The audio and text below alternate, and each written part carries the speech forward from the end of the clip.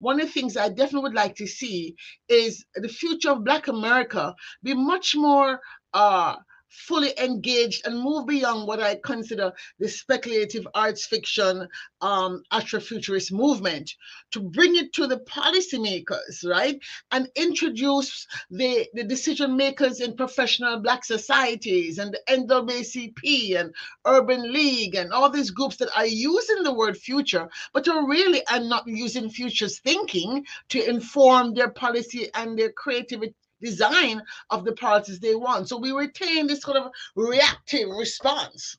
I must say the artists have been trying to put out proactive visions of the future. So that is at the microcosm of America, a place I want to start.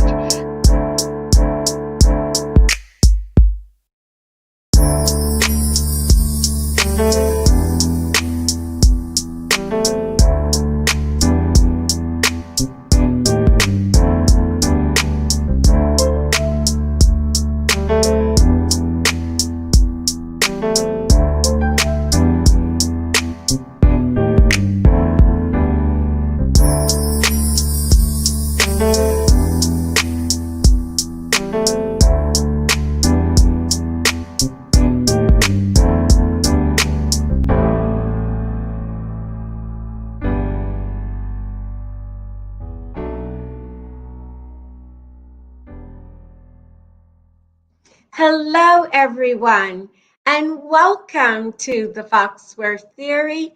I am your host, Eugenia Foxworth, and thank you for joining us today. This show is about art, entertainment, business, and fashion. We bring to you the movers and the shakers from all over the world, and we allow them to tell their stories on the Foxworth Theory. This week, our guest is author and futurist, Dr. Claire Nelson. Dr. Claire Nelson is a futurist, sustainability engineer, social entrepreneur, storyteller, and a White House champion of change. Dr. Nelson was named on Forbes as one of the top 50 female futurists in the world. She is the author of the game-changing book, Smart Futures for a Flourishing World, a paradigm for advancing global sustainability. Dr. Nelson is the founder of National Caribbean American Heritage Month, which is in June. She is the convener of the Caribbean American Legislative Forum on Capitol Hill and the White House briefings. The National Caribbean American Heritage Awards and the Caribbean Space Society. Now that is a mouthful, but it's a proud mouthful. Welcome to the show, Dr. Claire Nelson. Thank you so much for having me, Lady Eugenia Foxworth. Thank you. Now, did you believe that you would become a futurist? You know, I didn't even know there was such a thing as a futurist until around the year 2002. I discovered why I didn't fit into many, let's say, meetings, and I was always a problem person in my classroom and in my job. I can relate to that. Very much so. So, what are the key trends we need to know in relation to the future of our world? Well, as you all know, we are facing quite a few existential threats. I think COVID-19 pandemic has kind of thrown us into realization, at least for some people, that we can't go on business as usual. Climate change is a global existential threat, but that felt far away unless you've been hit by, let's see, America has dealt with hurricanes, storms, tornadoes, hailstorm, forest fires of tremendous proportion in the years 2018, 2019. Everybody thought it was not happening to me, not happening here. But COVID, I think, put us in a whole new mindset where we think we have become much more mindful about what the future pertains, not just for our personal well being, but for our community's well being and our country's and the global well being. So I would say those are the two priorities: climate change and access to healthcare for all. Yes, absolutely. Although there's no climate change, I froze in in the south of France. People were wearing fur coats last week. Okay, that's not done. Yes. So now tell me about your book. So, my book, Smart Futures for a Flourishing World, is my antidote, if you will, to get more of us on the same page.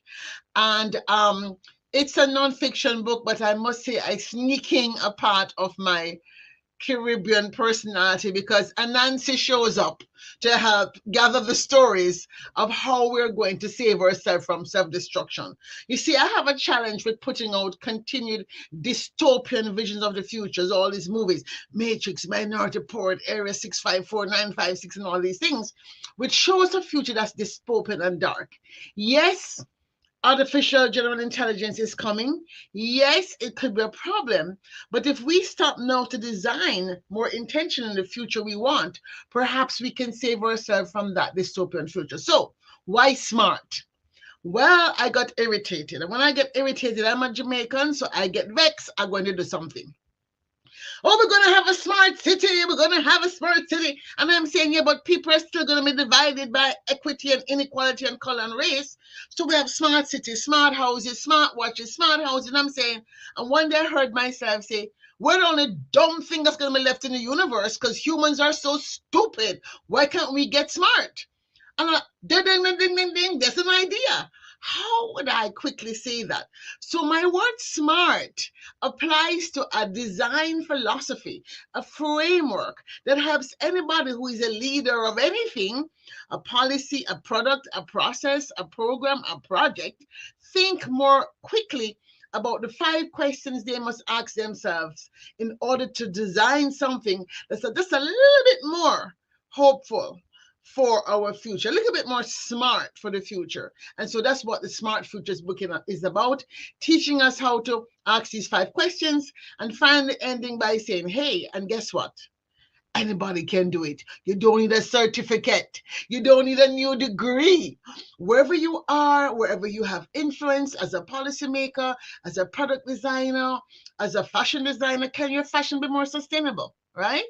If you're a politician, how design policies to make healthcare or education more transformational? That's the T, transformational use of technology. So these are the ways in which I've tried to show how we can do it. And of course, because Nancy is there, and Nancy has to bring 7 stories from the future. So I start in the year 3000 with a, well, let's call it imagining myself to be 3,000 years old, and I come down to the year 2030. So it's a backwards futures book.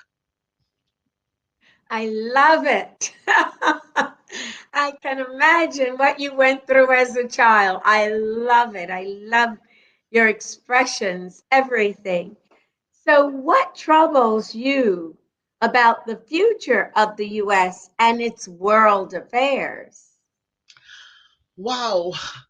America for me right now, and this whole future of the American dream is something I really have been thinking about a lot in the last several years. Back in 2010, I got engaged in the US Census in a new way, and I was a national profile partner and began to, first of all, looking at ourselves as a Black community, begin to think through how do we as a Black community begin to express ourselves differently, recognizing that Black America, first of all, was no longer the monolithic story it used to be, that we indeed have what I put on the table as a multicultural Black America, right?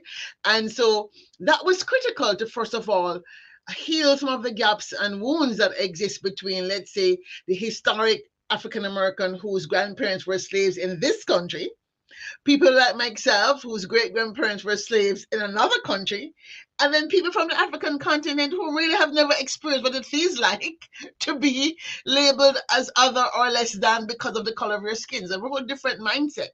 And so we first of all had to begin having conversations among our family, if you will, as the Black community, recognizing that more or less we, as Marcus Garvey says, remain at the bottom of the totem pole, so to speak, in world affairs. And so I think in the American context, one of the things I definitely would like to see is the future of Black America be much more fully engaged and move beyond what I consider the speculative arts fiction Afrofuturist movement, to bring it to the policymakers, right? And introduce the decision makers in professional Black societies and the NAACP and Urban League and all these groups that are using the word future, but who really are not using futures thinking to inform their policy and their creative design of the policies they want. So we retain this sort of reactive response. I must say the artists have been trying to put out proactive visions of the future. So that is at the microcosm of America, a place I want to start. In the world context, I think America has to prepare itself that they're no longer only going to be the only superpower on the block, right? China's rise has been phenomenal. They have been testing out a new form of capitalism. And so we have to recognize that the old form of capitalism might very well be dead. The reality is we cannot continue to consume with the same rules of economic theory, or else we will be drowning ourselves in a sea of garbage, plastic, and everything else. So we do have to come up with new economic theories that bring us into the next evolutionary state of humanity. So I think because America is such a wonderful experiment of how humans can yearn to become the best of themselves. I give America that credit that I think it's probably one of the best experiments in democracy in human history, at least in recorded human history, right? That we have to have more of us evolve ourselves into recognizing that we cannot continue business as usual. America has led the way. There's new types of democracies emerging. And so Americans must also now lead the way in this evolutionary mindset, but not is I'm at front, you're behind, you follow, but in a participatory approach to this conversation. I love it. And whatever the sound effects were behind, it was perfect. Just perfect with what you were saying. Ah, no, I think what you're saying is powerful. I think that it's something that our youth should know. Some do, some don't. And I'd like to know what scares you about the direction of our domestic policies in the United States? Wow. I'm really afraid of our seeming inability to talk to each other and the fracturing of the American dream into 175 different Americas. I know I'm not going to be politically correct when I say not having English as an official language is a problem, or could be a problem. Because when you have a melting pot, or when you're trying to create a melting pot culture, the way that we are trying to do, you have to have a universal language that everybody understands at a minimal level. And so, this kind of a contention that, yes, I know people have said, oh, learn English as an insult for people who don't speak English. The fact is, they're probably not making it an emotional response, but there's a reason why China chose Mandarin, and everybody has to learn Mandarin. You cannot knit together many cultures into one, let's say, holistic space of collective growth and well-being when you have 175 languages. And yes, we're going to have AI in the future that can help us interpret and translate. But there's also some nuances to the way words are formed. I'm finding that there's some words in English that don't even express what we want to build. So it's nice to borrow words and Hopi words and Navajo words and Spanish words and bring them in our culture. But we do need to move toward this idea of a single language. The other thing that I think bothers me with the contentiousness and the cancel culture. It's as if we've forgotten that we're all humans and we also can change. I don't see why we have this tendency to say if somebody did something when they're 15 and we now find a picture, all of a sudden this person is evil personified, and there's no compassion, no willingness to hear the person out, and there's this immediate response to laugh at their misfortune, so to speak, of being dragged down.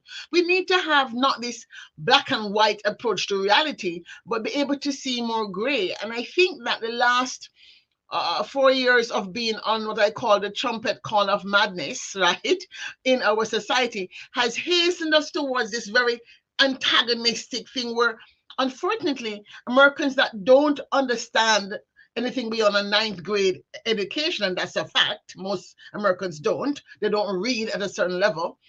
So we're dumbed down to like a soundbite culture, which then pick and choose, and all of a sudden, everybody's just quarreling, and there's no common sense. So I want to just really use public education and making public education available and making sure we stop passing black and brown kids through courses which are not really passing for the sake of the score, and we move towards providing kids with critical thinking skills and learning styles so that when we have intelligent machines that will take our jobs, we're not reduced to being mentally sick, staked out on drugs because we're all so depressed, white and black and brown alike, because we have basically ceded our humanity to a bunch of machines so that somebody can become a what, trillionaire?